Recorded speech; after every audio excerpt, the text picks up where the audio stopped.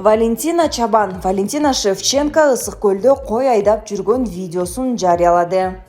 UFC уюмунун чемпиону Валентина Шевченко учурда ысык көл облусунда эс алып, ошол эле учурда машыгуу өткөрүп жүрөт. Мушкер айым өзүнүн социалдык тармактагы баракчасына ысык көлдө кой айдап бара жаткандагы сүрөт видеолору менен бөлүштү. Валентина ысык көл көлү, Кыргыз өлкөсү, декабрь 2021 жыл деп жазды видеонун астына Шевченко. 26 сентябрда АКШнын Лас-Вегас шаарында өткөн UFC 266 турниринде Валентина Шевченко америкалык мушкер Лорен Мёрфи менен кезгелип, атаандашынын үстүнөн техникалык нокаут менен жеңишке жеткен. Булак супер чекиткейчи. Садыр Жапаров коррупциялык көрүнүштөрдү ооздуктоого саясий эрк жетиштүү. Президент Садыр Жапаров коррупцияга каршы күрөшүүнүн эл аралык күнүнө карата кайрылуу жолдоду. Мамлекет башчысы өз кайрылуусунда өлкөнүн өнүгүүсүнө залакасын тийгизип жаткан коррупциялык көрүнүштөрдү ооздуктоого саясий эрк жетиштүү экенин айткан. Биз өлкөдөгү жемкордукту жоюу саясатына зор маани берип, сөзсүз ишибиздин өтөөсүнө чыгабыз. Өлкөнүн өнүгүүсүнө залакасын тийгизип жаткан коррупциялык көрүнүштөрдү ооздуктоого саясий эрк жетиштүү. Биздин бул жааттагы иш-аракеттерибиз элибиздин жашоо турмушунун сапатын көтөрүүгө, мамлекеттик аппараттын ишин жакшыртууга, бюджеттик каражаттарды сарамжалдуу сарптоого багытталат. Кайрылууда президентке караштуу антикоррупциялык ишкердик кеңешинин алдына коюлган тапшырманын негизинде жаңы программалык документ иштелип жатканы айтылат. Колдонуудагы мыйзамдардын коррупцияга каршы күрөшүү боюнча чаралары менен аракеттенүү тартиби толук жөнгө салынбай, мамлекеттик органдардын, кызмат адамдарынын жоопкерчилиги так белгиленген эмес. Ошондуктан жемкорлорго каршы жүргүзгөн күрөшүбүз натыйжа бербей жатат. Мындан тышкары президент башкы прокуратура коррупцияга каршы аракеттенүү жөнүндө мыйзамдын жаңы долбоорун иштеп чыгуу тапшырмасын алганын кошумчалаган. Булак ПК чекиткейчи. Депутат Дастан Бекешев Казакстандын Токтогул суу сактагычынан суга суу алганы боюнча так маалымат берүүнү талап кылды. Бул тууралуу бүгүн 9 декабрда Жогорку кеңештин жыйынында билдирди. Казакстанга суу бердик деген маалымат чыккандан кийин жарандар бизге кайрылып жатышат. Дыйкандарга суу жок деп айтканбыз. Кечээ бул маалыматты уккандан кийин сиз бизди алдаган турбайсызбы деп кайрылышты. Качан сууну бергенбиз? Ордуна эмне алдык? Токтогул ГЭСи жазында иштейби же иштебейби? Так маалымат бергилечи. Ызычуу болбосун десеңер, бул боюнча так маалыматты бергиле дейт ал.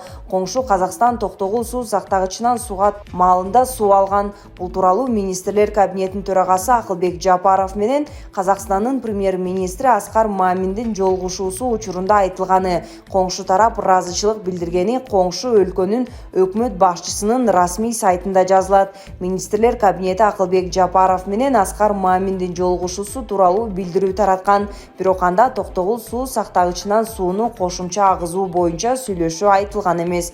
Булак супер чекиткейчи. Эмнеге Текебаевка кол салуу болгондон кийин митингдер токтоду.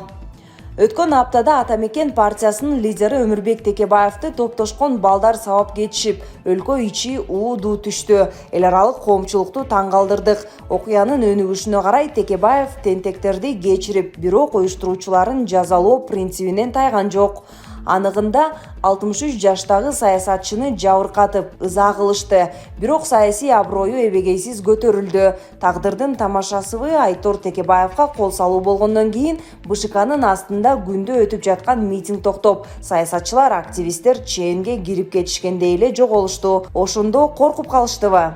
Булак Назар Ньюс Чекитор. Ким спикер болот? Сиздин оюңуз. Жогорку кеңештин жаңы чакырылышынын депутаттары коалиция түзүү жана спикерди шайлоо боюнча сүйлөшүүлөрдү активдүү жүргүзө баштады. Бул тууралуу өз булактарыбыз билдирди. Маалыматка ылайык төрагалыкка Ата журт Кыргызстан партиясында Бакыт Төрөбаев, бир мандаттуу Аксы округунан талапкер болуп, эң көп добуш алган Нурлан Шакиев, Ынтымак партиясынан Талант Мамытов жана Бүтүн Кыргызстан партиясынын лидери Адахан Мадумаровдун талапкерлиги талкууланып жатат. Булардын арасынан бычакка сап болчу кимисин атайт элеңиз, татыктуусун тандап көрүңүзчү. Булак апта чекиткейчи. Билген билет, билбегенге айла жок. Бул сөзүм Канат Исаев жөнүндө. Анын акыркы 5-10 жылдагы саясаттагы жолуна сар эсеп салып, көздөн өткөрүп көрсөңөр достор. калыстыгы менен адамгерчилиги, адамды сатпаган принцибин жоготпогон, көй кашкалыгы менен саясат деген аламанда алда канчалардан ачабым алдыга суурулуп чыгып келатат ушул инсан. Азаматты малсыз деп жоого таштап кетпеген, аргымакты жалсыз деп жолго таштап кетпеген сапаты менен саясатчылардын сап башына чыгып баратат ушул адам. Кыйын күндө кошулган чөйрөсүн, пикирлештерин таштабаган, кыйынчылык башка түшсө кетенчиктеп өз жанын алып качпаган, адамдык бийиктигин көргөзүп келатат. Канат ага, сизге Кудай оомат берсин. Бар болуңуз. Шайырбек Абдрахман. Жапаров Токаев менен жолугуп кыргызстандыктар үчүн чек араны ачууну өтүндү. Пандемияга байланыштуу кыргызстандыктар Казакстанга автотранспорт менен бара албай жатат. Коңшу өлкөгө кирүү үчүн кымбат баадагы авиабилеттерди сатып алууга туура келүүдө. Министрлер кабинетинин төрагасы Акылбек Жапаров Нур-Султанга болгон жумушчу сапарынын алкагында Казакстандын президенти Касым-Жомарт Токаев менен жолукту. Бул тууралуу өкмөт билдирди. Жапаров жолугушуу учурунда чек араларды ачуу маселесин козгогон. Эки өлкө тең коронавируска каршы вакцинациянын паспорттарын тааныганына байланыштуу Казакстандын чек араларын эмделген жарандар үчүн ачууга кол кабыш кылууну өтүнөм деген Жапаров. Ал ошондой эле эки өлкөнүн дипломатиялык мамилелеринин түзүлгөнүнүн 30 жылдыгына карата бир катар иш-чаралар өтөөрүн белгилеген. Тараптар энергетика, айыл чарба жана инвестиция маселелери боюнча кызматташууну талкуулашкан. Токаев Кыргызстанда парламенттик шайлоонун ийгиликтүү өтүшү менен куттуктап, бир тууган өлкөлөр ортосундагы кызматташууну өнүктүрүүгө басым жасаган. Булак, Спутник чекиткейи. Бишкекке Казакстандан 2000 автобус алып келүү пландалууда. Кыргызстандын министрлер кабинетинин төрагасы Акылбек Жапаров Нур-Султан шаарына жумушчу сапарынын жүрүшүндө Казакстандын премьер-министри Аскар Мамин менен жолугушту. Бул тууралуу өкмөттүн басма сөз кызматы кабарлады. Расмий маалыматка караганда өкмөт башчылар экономикалык, логистикалык, транспорттук, вегетациялык, суу, энергетикалык жана башка чөйрөлөрдөгү долбоорлорду илгерилетүү боюнча реалдуу кадамдарды жасоону макулдашышты. Сүйлөшүүнүн жүрүшүндө Аскар Мамин Бишкек шаарын автобус менен камсыз кылуу долбоорун ишке ашырууга даярдыгын билдирип, Казакстанда өндүрүлгөн электр автобустарын сунуштаган. Казакстандык ишкерлер Кыргызстандын экономикасына кеңири чөйрөдө инвестиция салууга даяр экенин билдирди. Мындан сырткары тараптар айыл чарба тармагындагы биргелешкен долбоорлорду ишке ашырууга өзгөчө басым жасады.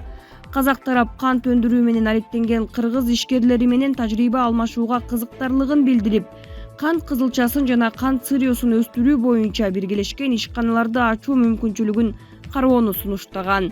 Казак тарап 1000 тонна күздүк буудайды жеткирүүгө жардам берерин айтса, Акылбек Жапаров республиканын 12 000 тонна буудайга муктаждыгы бар экенин, аны сатып алууга даяр экенин билдирди.